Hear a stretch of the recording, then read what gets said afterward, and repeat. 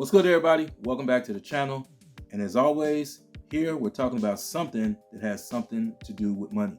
Today is no different. This video is for the side hustlers and those that have aims to become a side hustler.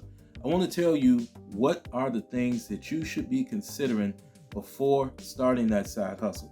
Because let's just be honest, if it's a side hustle, that means that you have something else that you are doing to produce income for you. You probably got a job or something like that. So you only got so much time to put into your side hustle, and you want it to be a worthwhile venture.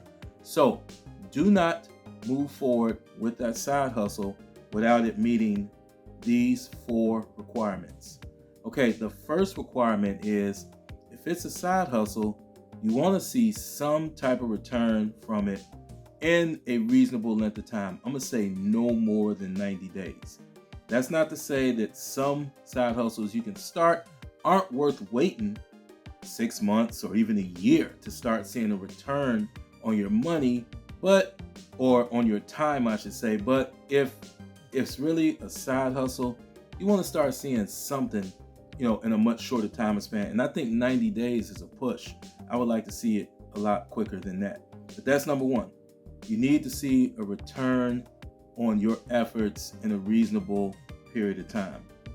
Number 2, if this is a side hustle, it should not require you to have special skills or licenses. Now, in prior videos, I've talked about how real estate agents could really benefit from doing leasing, those that are already sold, but that is specifically for people that are already in the real estate business.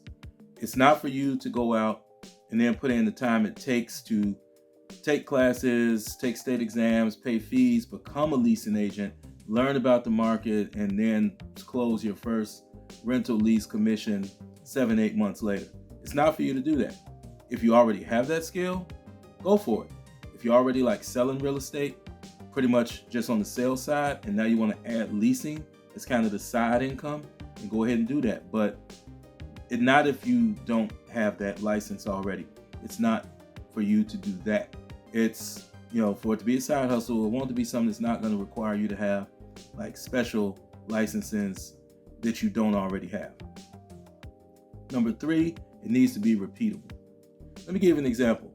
You cleaned out your basement that had all this junk and debris, and you made $500 off stuff you sold off of it. Well, that's cool, but you only got one basement. So unless you're going to start a business cleaning out people's basements, charging them for it, and then selling things you find in it, that's not repeatable.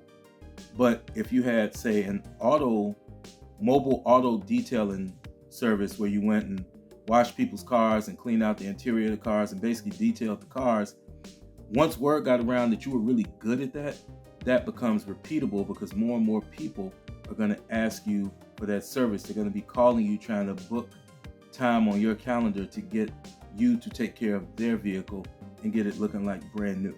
All right, so number 3, it needs to be repeatable. Last but not least, it needs to be scalable. Okay, using the example that I just talked about with the auto detailing, that's scalable. If you are really good at detailing these automobiles and you're charging a competitive rate, so many people will eventually call you for that service to the point where you probably will have to scale up and train another person or persons to do what you've been doing so you can service more vehicles and pay them how you see fit. I would recommend paying them a percentage of what you charge and make it a fair percentage and attractive enough to where they will stick with you for a while. If you try and be too cheap with them, they're going to start trying to market the services themselves, and now you've created more competition.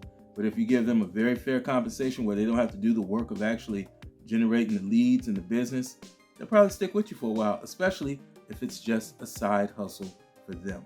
So there it is, the 4 things that I think you should consider before starting that side hustle. Make sure you like, comment, subscribe, and share. And definitely in those comments, let me know, do you think it's anything I missed as far as stuff that you should consider before starting the side hustles? I look forward to reading those comments, and guys, I'll see you in the next video. But until then, Class is dismissed.